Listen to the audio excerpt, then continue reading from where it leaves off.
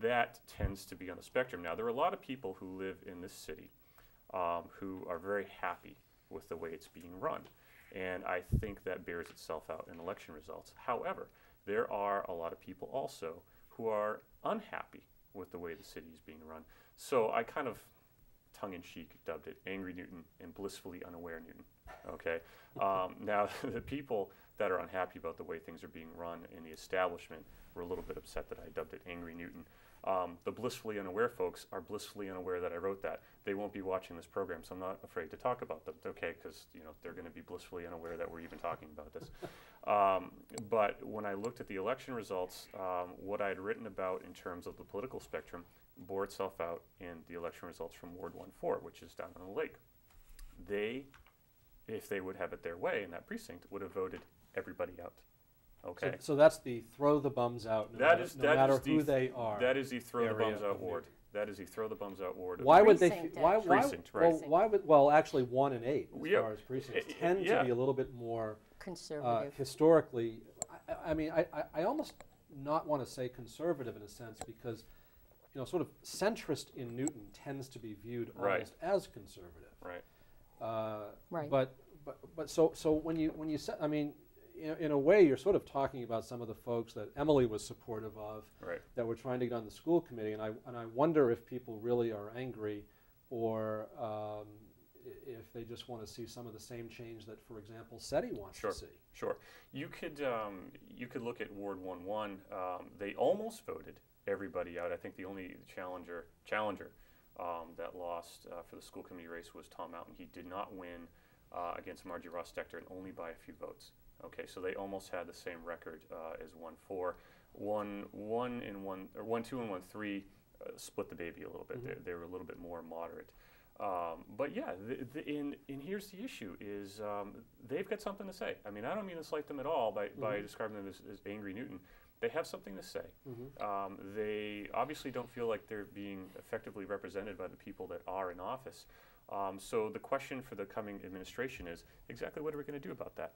How do you bring these people into the fold? How can their issues be addressed? Let me let Emily get back in here for a second, because I think some of the folks that were running, I mean, the incumbents were qualified, to enough where they certainly got reelected. I mean, I would think that counts as qualified. People thought they were, and certainly this was a good crop of challengers and new folks that were trying to get involved. I mean, did they get involved because they were angry, or because they were really upset with something, or you mean the people running? Why did they run? Well, yeah, and why were you supporting them?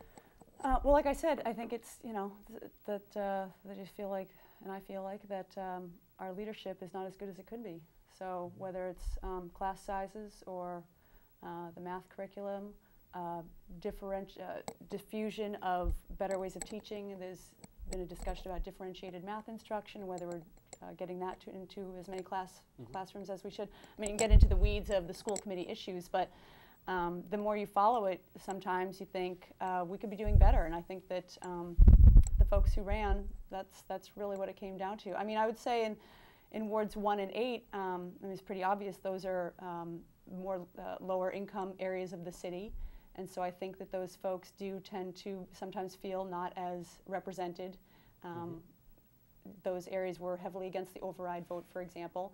So that may be another reason that they were just more interested in change than other folks. In wrapping up, though, I want to. Well, go ahead and just give me. I don't think that both of those wards are low income. I think I'm not saying low income. I'm saying lower income. I don't think, in fact, that that's so. That may be so for Ward 1. I don't believe it's so for Ward 8. But I do think, and I know you don't like the term conservative, but I think both of those groups are financially more conservative in general. Obviously, not everybody. I'm from Ward 8, and I don't put myself quite in that category.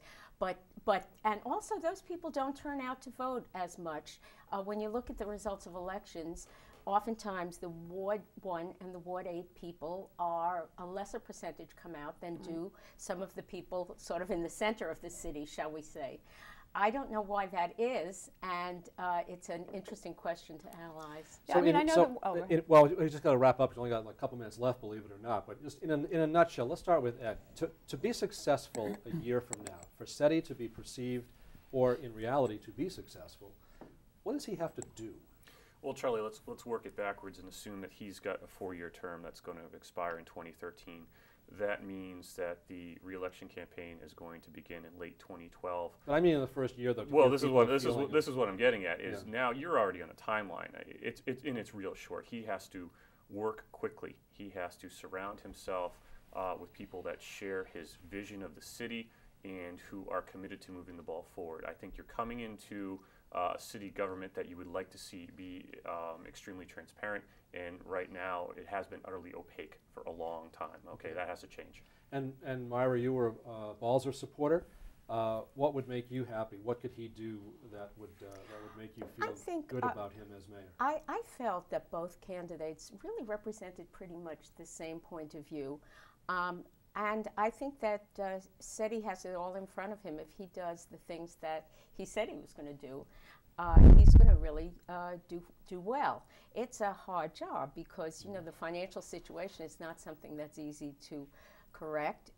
If the economy picks up, he's going to do better because there's more money going around. We'll have to see with that, but I think his proposals and his ideas were just fine and not very different from Ruth's. Mm-hmm. I would like to actually invite all 4 of you back, and I'd like to do this in about 4 or 5 months. Give him a chance to get the budget together, see where the priorities of the city are, and come on back, and maybe we can structure this in such a way where we can look at specific things that he's done or is in the process of doing, see how that feels, take a look at how it jives with some of Ken Parker's blueprint, with some of the things that were talked about during the house parties and coffees that Ruth did, and with some of the stuff that SETI's been talking about. And I would love to have you all back if you're willing to come back. That'd be great. Great. By all means, yeah.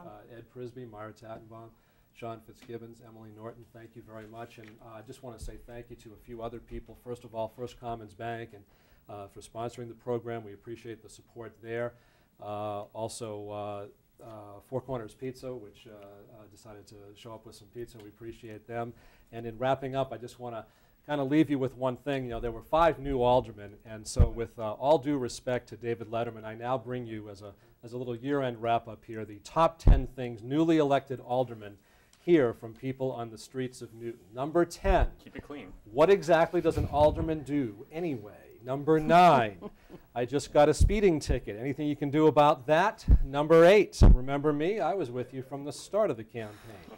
Number 7, you know those meetings really are long. Number 6, but how about rebuilding my kid's school? Got some money left for that?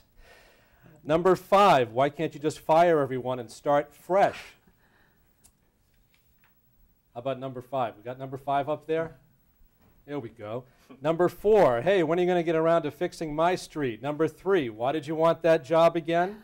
Number 2, $200 million, it better be nice.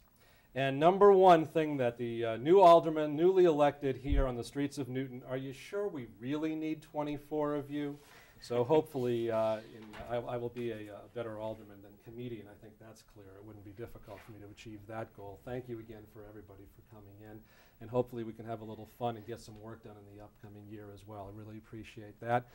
This program will be repeated throughout the month. You can go to newtonnewsmakers.com. It's also, the new TV schedule is there. You can also watch the program anytime you'd like in its entirety, online, on demand, 24/7, newtonnewsmakers.org. And once again, thanks for everybody in the crew. Have a terrific holiday season. We'll see you next month and next year for another edition of Newton Newsmakers. Newton Newsmakers is made possible through the generous support of First Commons Bank on Beacon Street in Newton Center, representing the future of banking with an inviting environment, the latest banking technologies, and a personal touch to make banking convenient, simple, and sensible. Also at firstcommonsbank.com.